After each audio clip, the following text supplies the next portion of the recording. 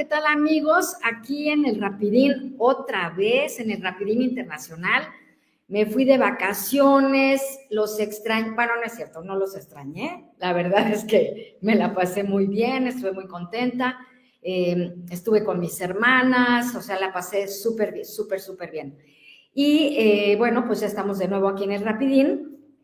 Y pues para empezar, les cuento que bueno, vamos a tener una entrevista con Alejandra Aristeguieta. Ella ya les platicará de su empresa y lo que hace para diplomacia aquí en Ginebra, pero también lo que tiene Alejandra es que ella es venezolana. Su padre es una gran personalidad también en Venezuela.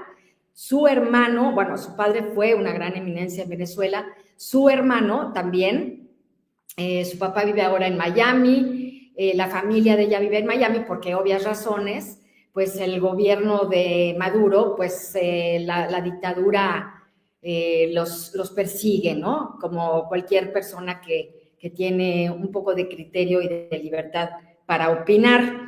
Entonces, bueno, hablaremos con Alejandra Aristeguieta, que le doy las gracias por aceptar esta entrevista. Y después vamos a hablar de un tema que es que Naciones Unidas, la ONU, pues se nos está quedando sin dinero. O sea, no hay dinero para Naciones Unidas. Están en un serio problema económico y de eso vamos a hablar aquí más tarde. Después vamos a hablar también sobre esta tragedia del barco escuela de Marina, de esta tragedia, este accidente desafortunadísimo que sucedió en Nueva York. Entonces vamos a hablar también de eso y si nos da tiempo, también quiero que hablemos de... bueno, sí nos va a dar tiempo, por supuesto que nos va a dar tiempo, pero también quiero que hablemos del nuevo Papa. Ya sé que ya no es noticia que hay un nuevo Papa, pero yo no los había visto a ustedes desde que el nuevo Papa León XIV, pues empezó su pontificado, y entonces hablaremos aquí de esto. Entonces, pues bueno, no se diga más, no se vayan y comenzamos.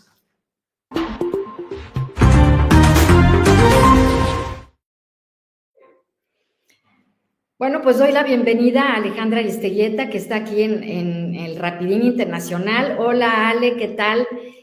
Por favor, cuéntale a los rapidines, pues, ¿qué es esto de Visión 360 Multitrack de Diplomacia? ¿Qué es tu empresa?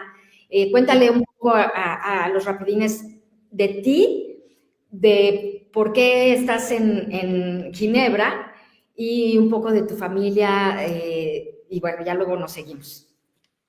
Claro, con mucho gusto. Hola Gaby, encantada de estar aquí contigo en tu programa. Me encanta además los temas que estás planteando. Me parece que todos son de muchísima relevancia y de pues, muchísima actualidad, definitivamente. Pues, ¿qué te cuento? Visión 360 es una empresa de consultorías que monté junto con otros expertos internacionales, con gente que tiene muchos años trabajando en los temas internacionales, para asesorar, para dar asesoría a la gente sobre los temas multilaterales. Claro que con lo que estás planteando de Naciones Unidas, que un poco con el tema de los recortes presupuestarios que están teniendo se reduce, la gente dirá, bueno, pero ¿para qué sirve? ¿Para qué sirve estar enfocado en Naciones Unidas o en las negociaciones multilaterales, en la asesoría de cómo se debe manejarse uno en un mundo multilateral? Bueno, porque es que Naciones Unidas no es lo único multilateral que existe. Entonces, nosotros informamos, ayudamos a la gente a aprender a negociar, a aprender a reconocer, a defenderse o a movilizarse en un contexto donde hay muchos actores que están funcionando a la vez, y los ayudamos a recorrer esos pasillos, ¿no? Originalmente, o como te decía, nos estábamos enfocando en Naciones Unidas porque es donde vivo desde hace, o sea, no en Naciones Unidas, pero en Ginebra, porque es donde vivo desde hace 30 años y donde me he estado relacionando desde hace 30 años con los distintos temas internacionales, pero igual también hemos tenido asesorías, hemos hecho asesorías con gente que quieren incursionar en la Unión Europea o que quieren entender mejor cómo funciona la OEA. Es que incluso hasta en un consejo municipal sería útil si fuese necesario. Pero bueno, nada, te decía eso, que tengo 30 años aquí en Ginebra. Yo llegué como diplomática. Fui una de las tantas personas a las que se les pidió la renuncia luego que llegó Chávez. No teníamos futuro en la Cancillería venezolana, muchos no teníamos futuro. De hecho, creo que en este momento ya no tengo ningún compañero, ningún colega ni de mi promoción ni de las promociones anteriores o subsiguientes que haya quedado dentro de la Cancillería, porque la Cancillería ha sido totalmente ideologizada y es una Cancillería que depende de una política. Además, no es una política exterior de Estado, sino una política exterior de ideología. Y bueno, y en el transcurso de todos estos años me dediqué a asesorar empresas, asesorar distintos países, y finalmente terminé asesorando sobre todo a Venezuela, sobre todo a las víctimas de violaciones de derechos humanos, y empecé a transitar más. Originalmente trabajaba en temas de comercio y de desarrollo, luego trabajé en algunos temas de salud, de políticas de salud, la OMS, pero después me concentré prácticamente en exclusiva a los temas de derechos humanos, porque en Venezuela sobre todo desde el 2014, pues ha ido incrementando todo el tema de violaciones de derechos humanos, y bueno, en este momento tenemos alrededor de 2.000 personas presas. Hay muchas desapariciones forzadas, hay gente que se la llevan y nadie sabe dónde están. El yerno del presidente electo, el yerno de González, tiene más de 100 días desaparecido, nadie sabe dónde está, nadie da ningún tipo de razón de él. La esposa lo busca en las distintas cárceles, nadie le contesta. Entonces te consigues con este tipo de situaciones y alguien tiene que ayudar. Ahí hemos estado, no solamente yo, hay muchos venezolanos que están permanentemente levantando la voz con el tema de los derechos humanos en Venezuela. Claro. Ahora, yo le quiero decir a la audiencia que Alejandra Aristeguieta también fue embajadora aquí en Naciones Unidas para Venezuela cuando estaba el gobierno de Juan Guaidó. Platica un poco sobre esta etapa tuya de embajadora. ¿Cómo viste, o sea, qué respuesta tuviste, sobre todo también de los demás gobiernos de América Latina, o sea, de la comunidad internacional, que veía a una Venezuela, pues, distinta a la de la dictadura de Chávez? Mira, tuvimos mucho apoyo de muchos países, tuvimos 60 países apoyándonos. La Unión Europea y países de América Latina respaldaron mucho ese gobierno interino, pero salir de una dictadura no es fácil. Y una dictadura que no está dispuesta, no está interesada en negociar, es prácticamente imposible que tú puedas realmente avanzar. Dame un segundo porque voy a tener que toser. Tose. Se me atragantó algo allí. Bueno, en fin. Entonces, eso fue un gran intento de tratar de llegar a pues, desarrollar este nuevo gobierno, un gobierno de transición que nos llevara a un proceso democrático, y no se pudo. Sin embargo, pues, bueno, luego de varios años fuimos a un proceso electoral que fue el año pasado, ya vamos a cumplir un año, de ese 28 de julio. Fue un proceso electoral muy, muy desigual, con mucha persecución, con muchas amenazas. Perseguían hasta las pobres gentes que le daban de comer a María Corina, que además fue ilegalizada, no se pudo presentar como candidata. Sin embargo, el candidato que ella respaldó y que impulsó ganó con un margen amplísimo de más del 70%. Y sin embargo, de nuevo, o sea, teniendo toda la legitimidad del caso y las actas además en la mano, no se pudo tomar posesión, no se pudo avanzar, porque el régimen dictatorial de Venezuela no tiene ningún interés en ninguna transición. Claro. También, perdón que te interrumpí. Sí, no, en este momento más bien están tratando de llevar a un proceso de elecciones regionales, que serían este 25 de mayo, elecciones regionales para digamos, los distintos niveles regionales, ¿no? Desde concejales hasta gobernadores, y la nivel de participación está por debajo del 20%. Nadie les cree, nadie les interesa. Claro. Y por supuesto, nosotros también hemos dicho, no vamos a elecciones. Fuimos a elecciones el año pasado y queremos que nos reconozcan esas elecciones. Claro. Reconozcan esas elecciones, no queremos elecciones nuevas. Entonces estamos en esa, sí hay un grupo de gente que se presentaba antes como opositores que han decidido lanzarse por distintas razones, unos por ambiciones personales, otros por creer realmente que sí, que no hay que perder espacio. Pero lo cierto es que como un tribunal electoral, como es el Consejo Nacional Electoral Venezolano, que no reconoce los resultados, que no publicó los resultados, que no publicó las actas, y que no tendría por qué hacer nada distinto ahora, ¿no? Entonces no vale la pena ir a ningún proceso electoral. Y lo hemos llamado unas asignaciones más que un proceso electoral, porque seguramente le dé a algunas figuras que son percibidas o fueron percibidas en algún momento, como el propio Enrique Capriles y como el propio Manuel Rosales, que ambos fueron candidatos presidenciales en algún momento, fueron percibidas como de oposición, seguramente les den a cada uno de ellos alguna gobernación como para que aparezca como una apertura, como un interés en que Venezuela haya una cosa más moderada y realmente pues no es así. Alejandra, fíjate que te quiero preguntar sobre cómo ves tú el desempeño del alto comisionado Volker Turk de su oficina con respecto a Venezuela y los derechos humanos, porque, bueno, últimamente me parece que el alto comisionado habló sobre los presos en Venezuela. O me parece que fue el relator especial, alguien así de nivel habló sobre los presos en Venezuela, que se calcula, bueno, unos más de 2,000, pero ¿cuántas, como dices, qué estimación tienen de cuántos desaparecidos, de cuántas desapariciones forzadas?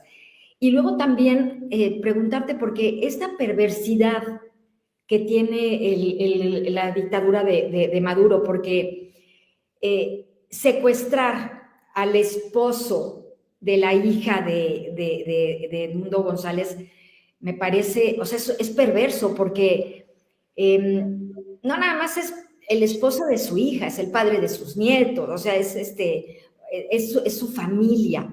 Y me imagino la tensión y el horror que ha de vivir su esposa, y también él. No me, o sea, desquitarse, digamos así, de una persona y no con un discurso político ni con razones y no diálogo, o sea, que le diga lo que quiera, pero esta cosa me parece muy perversa de su parte. Cuéntanos, por favor, todo esto. Mira, pero es que perversa, la palabra perversa casi que les queda chiquita, porque este señor iba al colegio, estaba llevando a sus dos niños de 7, 8 años y 6 años, los estaba llevando al colegio y los atacaron, los bajaron del carro los dos niños y se llevaron, y las fuerzas de seguridad, vamos a decir de seguridad entre comillas, Sí. las fuerzas de Maduro, se montaron en el carro y se lo llevaron. O sea, está preso, está desaparecido él y el carro. Y a los dos niños los dejaron en la calle, ahí tirados en la calle. O sea, dos niños de esa edad tirados en la calle, por supuesto asustados, llorando, etcétera, hasta que por fin alguien logró ponerse en contacto con la mamá y rescatar a esos niños que los habían dejado ahí a la deriva. Entonces, realmente es un nivel de crueldad, es un nivel de desenfreno que pues, se acerca bastante al de Nicaragua, ¿no? Y del que muy poco se habla, porque como Venezuela es un país petrolero, entonces la gente tiene temor o sea, prefieren tratar de llegar a algún tipo de arreglo para que no suban los precios del petróleo o para que se mantenga de alguna manera algún tipo de suministro, se dan licencias, el gobierno de Estados Unidos ha seguido aprobando, creo que la suspendió recientemente, pero ha seguido, pues estuvo hasta no hace mucho aprobando licencias, porque Venezuela está sancionada, pero entonces hacen la excepción para las empresas americanas para que puedan seguir cobrando o para que puedan seguir en todo caso exportando el petróleo. Entonces, hay mucha, el hecho de que sea un país petrolero hace que el tema tenga muchos bemoles, tenga mucha tibieza en la manera como se aborda, y por supuesto también el hecho de que tenemos ya 25 años de dictadura, Claro. que no hubo un progreso como el que se hubiese esperado. Entonces es muy dramático, es muy triste. Bueno, claro, el caso del yerno del presidente es un caso bastante visible. Volker Turk está al tanto de la situación, ha estado tratando de hacer diligencias en ese sentido, pero imagínate la cantidad de gente que ni siquiera se sabe que están desaparecidos o que no tienen ese nivel. Yo no te sé decir cuántas personas hay desaparecidas en este momento. Entiendo que hay un estudio muy reciente de Provea, un informe muy reciente de Provea donde va cuantificando el número de desaparecidos, las personas, los presos políticos y sobre todo el tipo de torturas que están practicando. Entonces, es una vida bastante solitaria la de los venezolanos, en el sentido de la poca atención que se está teniendo. La diplomacia no basta. Lo que puede hacer Volker Turk y su equipo, que por cierto está entrando en proceso de reducción como todo el resto de Naciones Unidas, claro. Lo que puedan hacer ellos siempre está dentro de ciertos límites, los límites del mandato, los límites que le impone la Carta de Naciones Unidas y los límites de la diplomacia. Y estás tratando con gángsters, estás tratando con narcotraficantes, estás tratando con unos criminales. Entonces, ahí funciona, es como si estuvieras tratando con terroristas. Pues. Ahí claro. no funcionan ni los modales, ni las palabras, ni los argumentos, ni las palabras suaves. Claro. Entonces estamos desprovistos de herramientas para poder lidiar con este tipo de situaciones. Y dime una cosa, ya para terminar la entrevista, ¿qué esperas? Porque, bueno, Trump le interesa el petróleo de Venezuela, me parece, tengo esa impresión. Entonces, ¿qué esperas tú, por ejemplo, del gobierno de Trump con respecto a Nicolás Maduro? Yo pienso que el gobierno de Trump ha sido bastante claro desde el principio. Le retiró, como te decía, le retiró a Chevron la licencia. Creo que Marco Rubio también ha sido muy directo en ese sentido. Pero de nuevo, las posibilidades, las capacidades diplomáticas tienen límites. Una cosa que quizás valga la pena resaltar para que veas el nivel más bien de compromiso que tiene la administración Trump con Venezuela. Yo no sé si yo te había comentado antes que habían 5 personas que estaban en la embajada de Argentina, estuvieron más de 400 días como rehenes, ellos fueron a pedir asilo, se fueron a proteger políticamente dentro de la figura del asilo internacional, que es una figura diplomática que es más que reconocida, y resultaron, resultaron en una especie de prisión. Les cortaron la luz, les quitaron el agua, no permitían la entrada de medicamentos, no permitían la entrada de comida, lo hacían de vez en cuando, ellos lograron que se les pusieran unas baterías de estas especiales porque para el tema de la luz. Entonces fue un hostigamiento, un acoso durante los 400 y tantos días que estuvieron. Realmente una presión permanente buscando que ellos se rindieran y salieran. De hecho, uno de ellos pidió que le permitieran salir, negoció su salida y al poco tiempo murió. En diciembre y murió a principios de marzo. O sea, era una persona que tenía problemas de salud muy severos. Y bueno, pues no puede decir es un muerto más de la dictadura porque murió en libertad, pero ¿en qué condiciones estuvo? Bueno, estas personas, los 5 que quedaban, fueron juzgados y fue el gobierno norteamericano, la administración Trump, Ujú. Marco Rubio, quien anunció que los habían logrado rescatar, los habían sacado del país y que estaban a buen resguardo. Ahí te das cuenta de que hay un gran apoyo de parte de la administración Trump y que hay un compromiso con la libertad de Venezuela. Esto ha sido un gran golpe al régimen venezolano porque tú sabes, ahí hay 3 o 4 que son los que mandan, ¿no? Sí. Y entonces el que está encargado de la seguridad, que es Diosdado Cabello, quedó un poco en entredicho. Y ya Maduro estaba bastante debilitado con el tema electoral, pues entonces ahora está como más debilitado.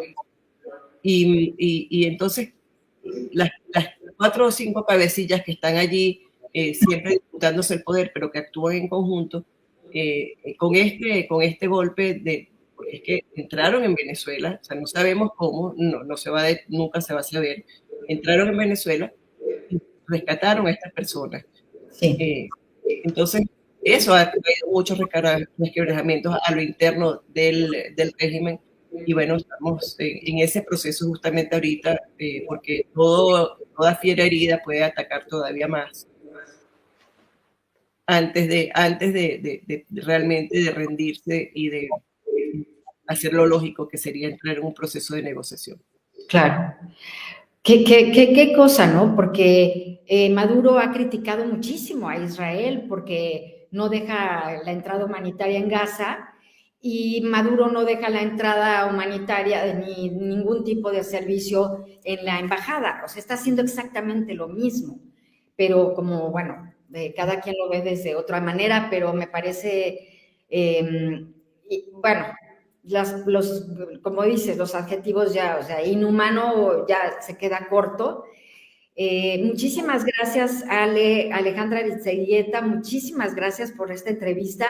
Es posible que más adelante, conforme si pasa algo más, te llamemos para que nos hables de lo que está pasando, porque pues estás en, ¿cómo se dice?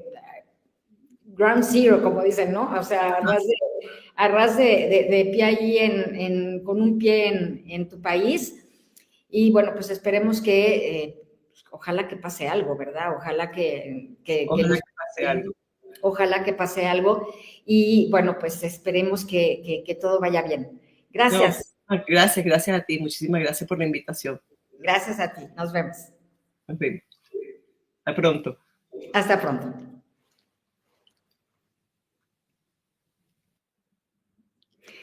Y bueno, pues ya tuvimos la entrevista con Alejandra Aristeguieta, muy interesante todo lo que se habló.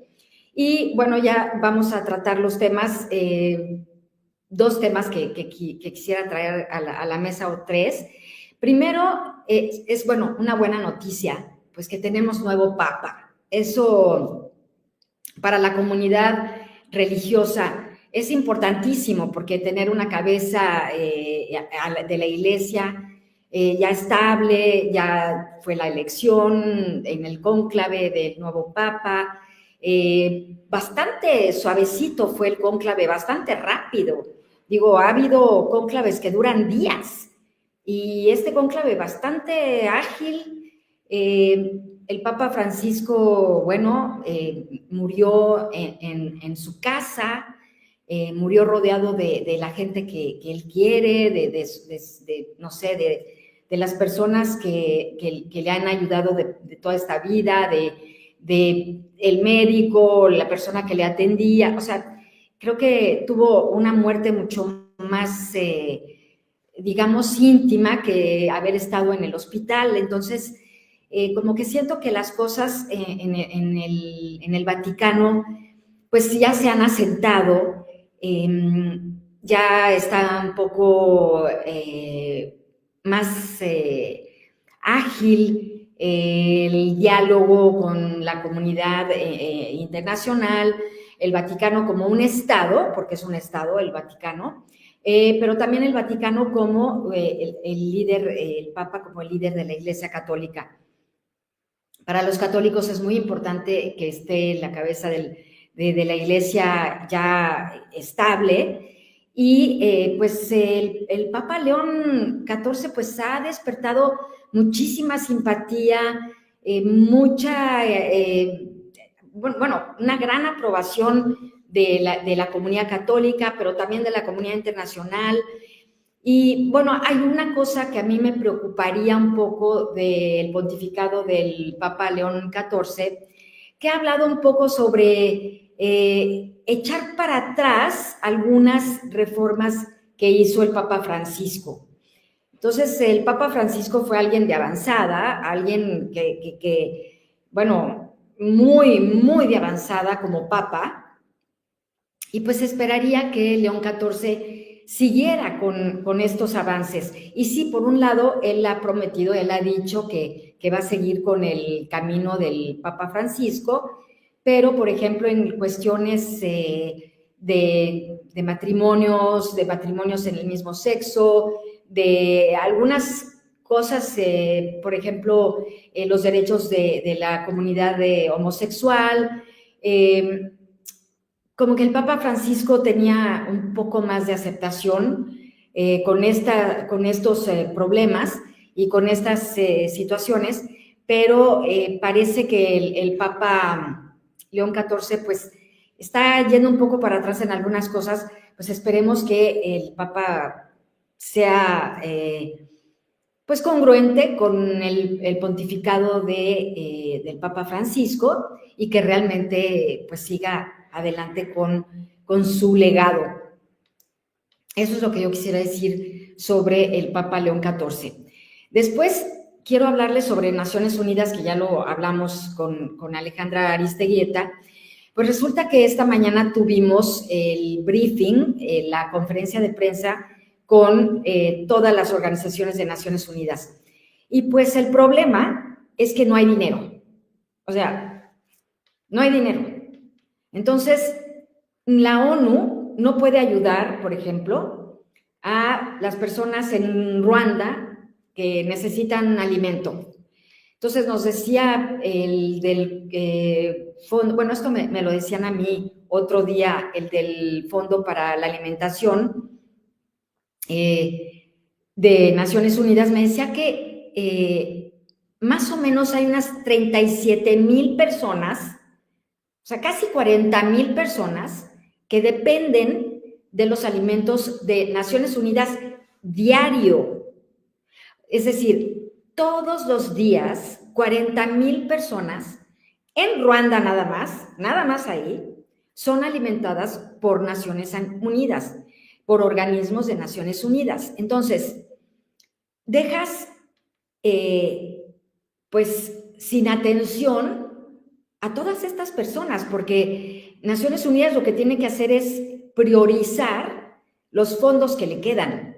¿Y por qué es esto? Pues porque el señor Trump le quitó fondos a Naciones Unidas, porque él dijo que ¿para qué? Que no tenía caso. Él piensa que Naciones Unidas no sirve para nada, pero el gobierno de Donald Trump tampoco le da alimento a 40,000 personas en Ruanda.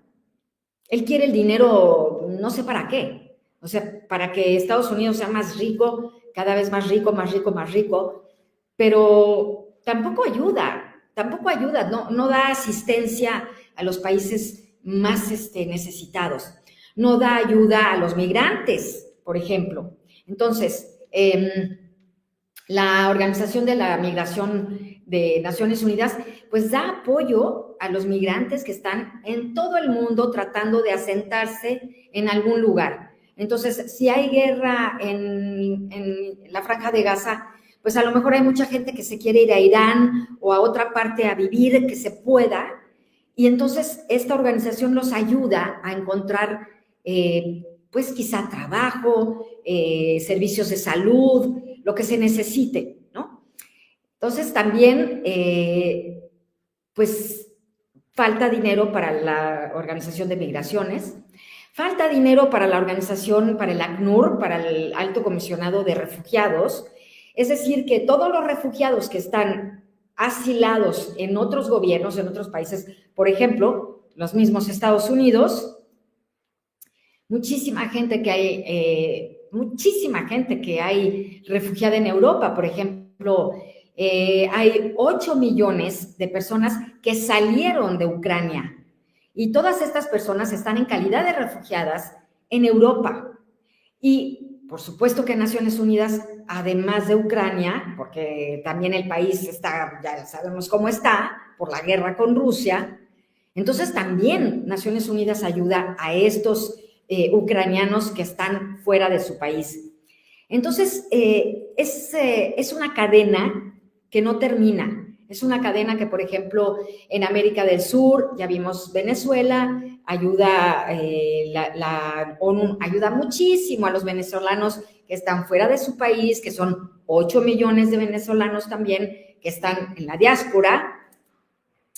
También ayuda, por ejemplo, a nicaragüenses, ha ayudado a los principales líderes nicaragüenses políticos a irse de Nicaragua y encontrar un cielo seguro en España, por ejemplo.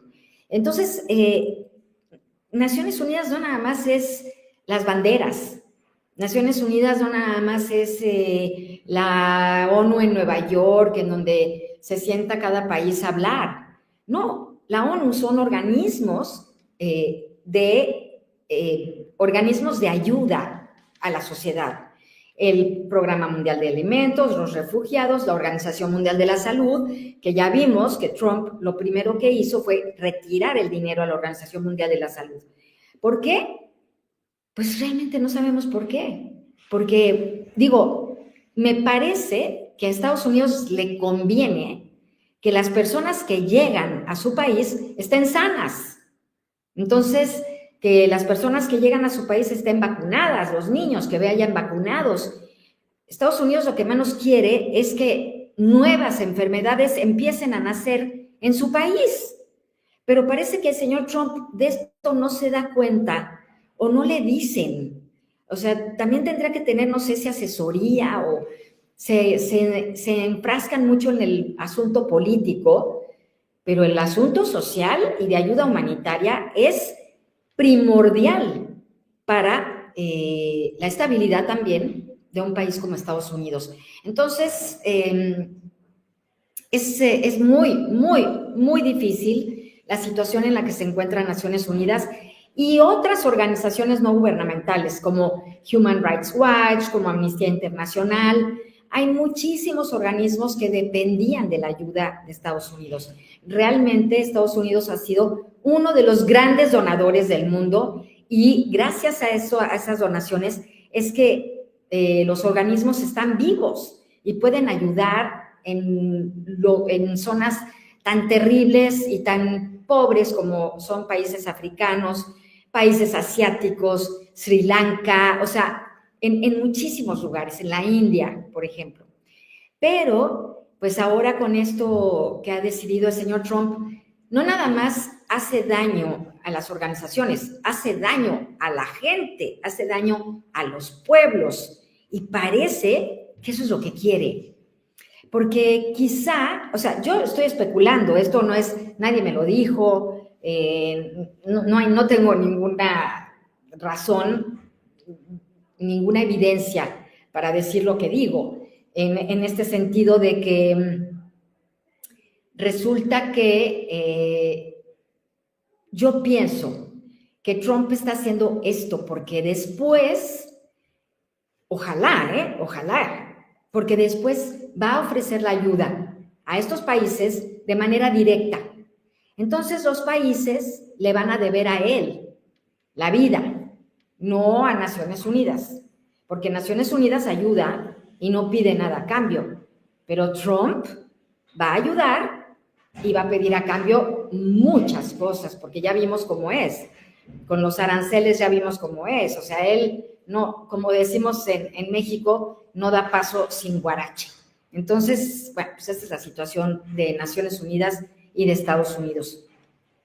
Después, ya para terminar, quisiera hablarles sobre el barco de Marina y este terrible accidente, esta tragedia que todos vimos en televisión, estas escenas que no podíamos creer que estábamos viendo un barco del tamaño del Cuauhtémoc que sus mástiles se venían abajo cuando pasaron por el puente de Brooklyn en Nueva York.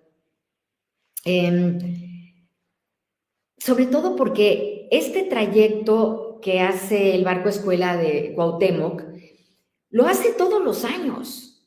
Todos los años el barco Cuauhtémoc atraca en el puerto de Nueva York.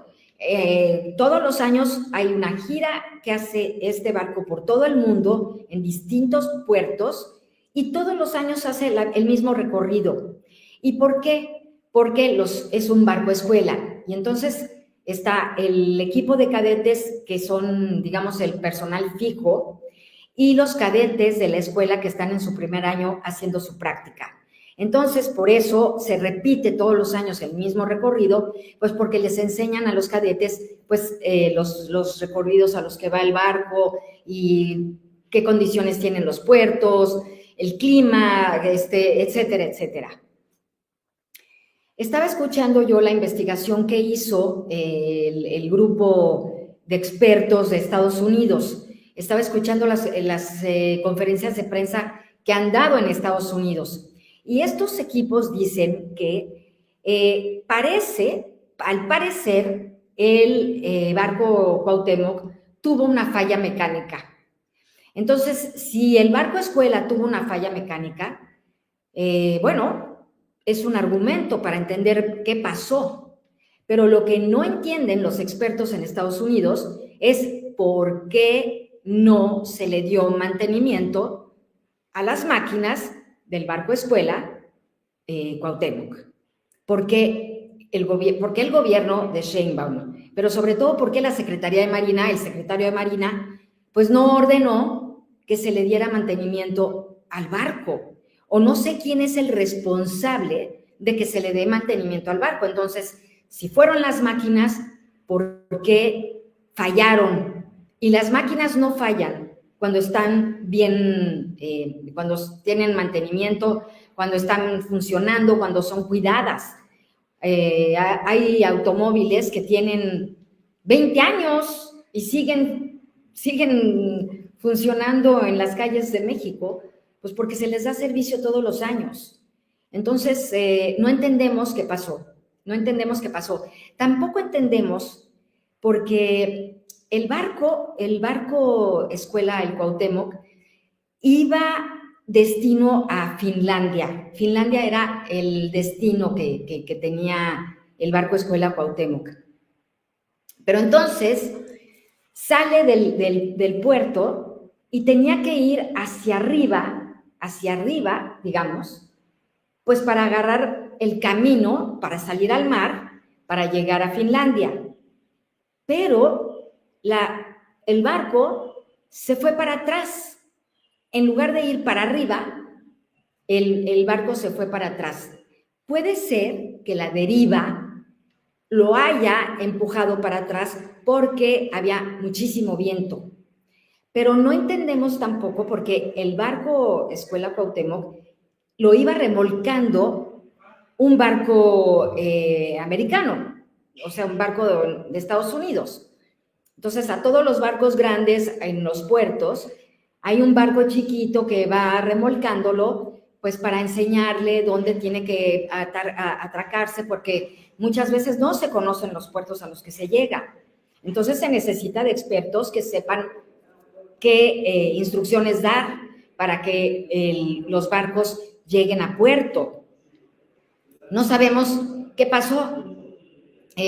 ¿Por qué el barco, en lugar de irse para arriba hacia Finlandia, se fue para atrás? Ahora, si fue por la deriva, pues también los vientos se tienen que calcular. Y todos, o sea, me parece que no hay marino que no vea y lea el viento antes de salir de un puerto. O sea, digo, hasta personas que no son profesionales y velean o están con un barco de vela, lo primero que ven es el viento, porque si no hay viento, pues no te mueves. O sea, entonces el capitán de este barco, tenía que haber visto las condiciones de viento. Y las condiciones de viento no eran favorables para el barco Cuauhtémoc porque era demasiado fuerte los nudos con los que se iban a topar.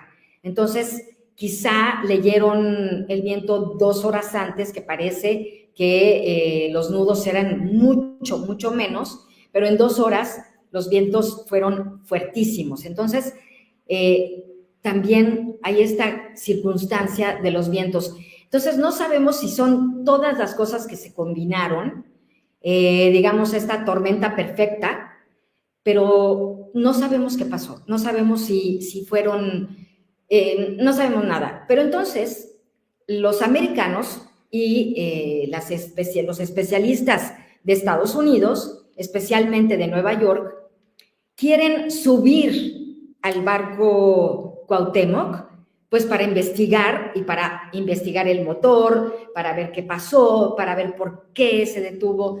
Quiere entrevistar a los marinos, a los que están heridos, necesitan encontrar respuestas los investigadores, y la única manera de investigar es preguntando o yendo al lugar en donde sucedió el hecho. Pero ¿qué pasa? Que el gobierno de la doctora Sheinbaum no autoriza a los expertos de Estados Unidos subirse al barco. Entonces, la doctora Sheinbaum quiere saber qué pasó con el barco Escuela Cuauhtémoc, pero no deja a los expertos de Estados Unidos subirse al barco para que ellos investiguen. Pero tampoco nos dice qué investigó el gobierno de México, qué investigó la Secretaría de Marina. No nos dicen. Y como puedo adivinar, la Secretaría de Marina nunca va a decir qué pasó. Nunca vamos a entender, nunca vamos a saber de la propia Secretaría de Marina qué pasó. La única que podría dar una explicación es la presidenta Sheinbaum. ¿Por qué no la da?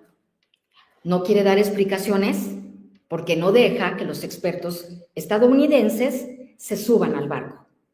Entonces, claro que esto despierta muchísimas especulaciones de la gente que dice que algo están escondiendo en ese barco y que por eso hubo un accidente.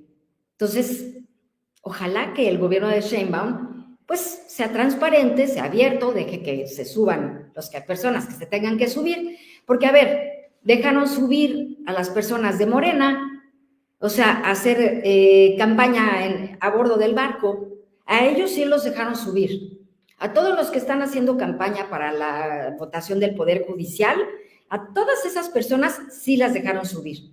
Pero a los expertos de Estados Unidos que quieren ver qué pasó con el barco, a ellos no los dejan subir.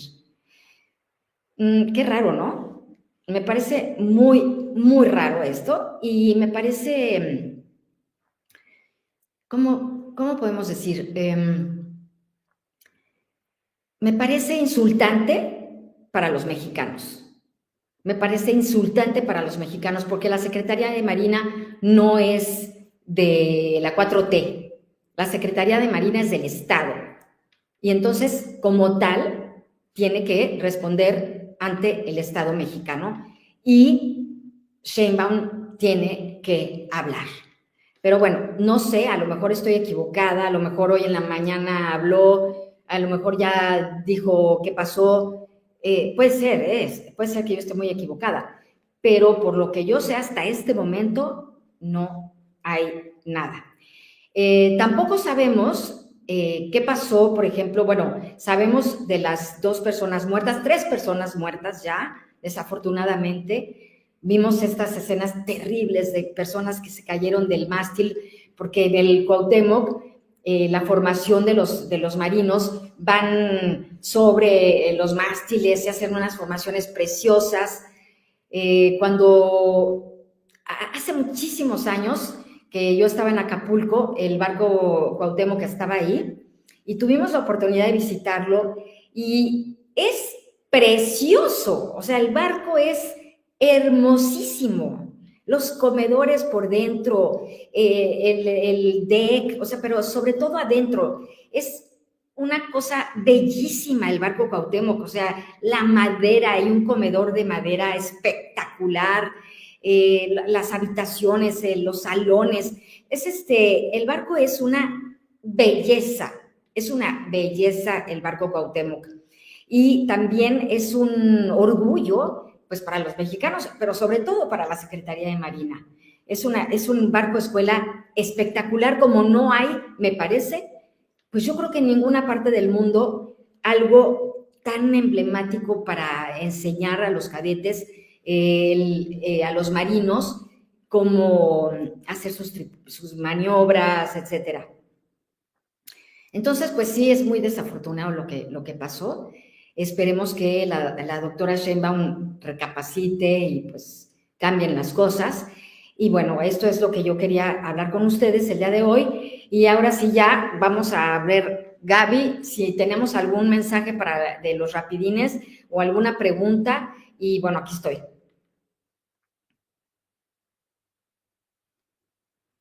La ONU sin dinero gracias a Trump. Sí, totalmente, así, tal cual como lo dice.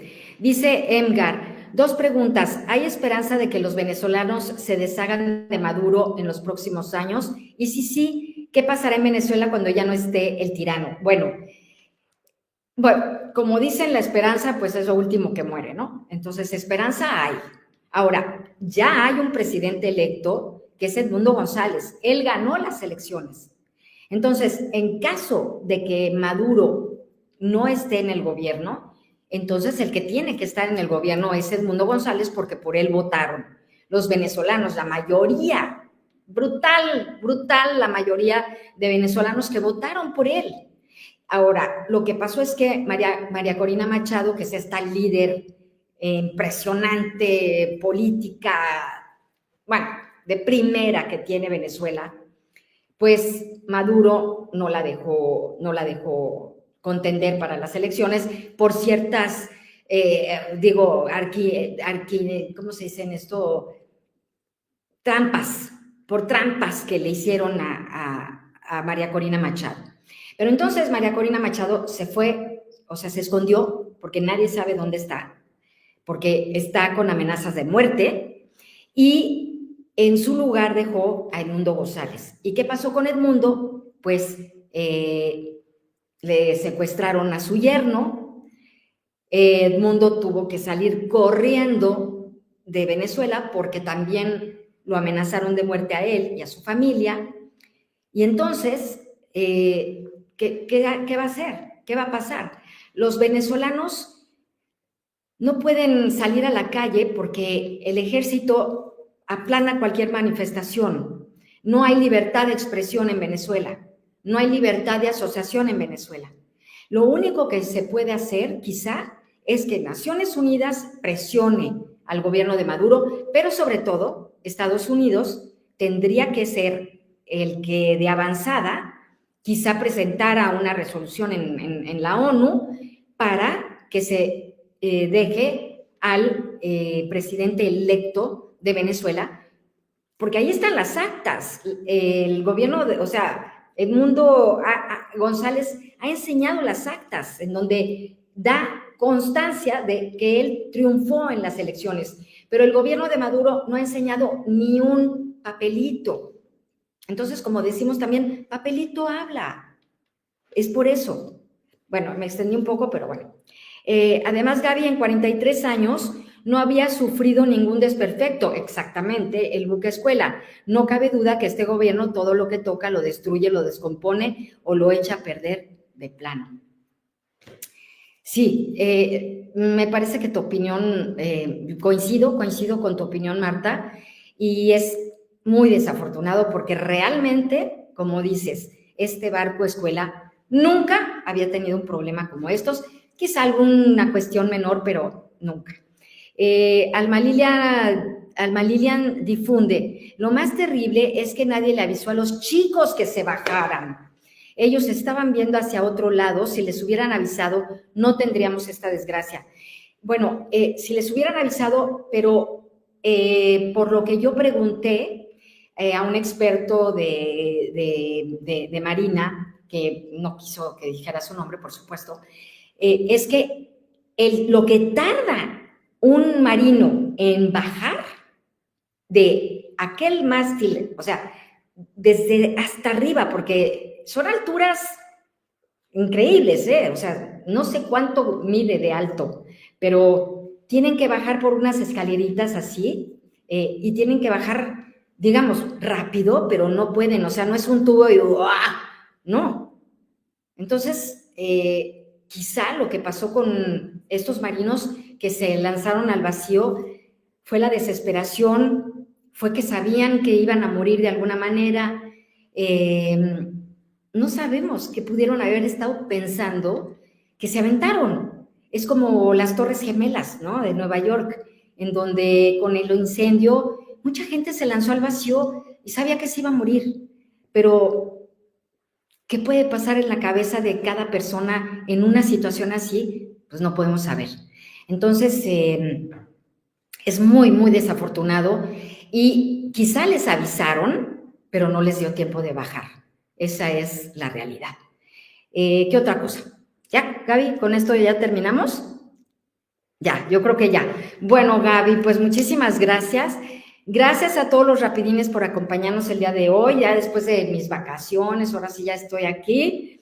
Muchísimas gracias a Gaby Guerrero, que es la productora de este programa, y nos vemos el próximo rapidín, misma hora, aquí en YouTube.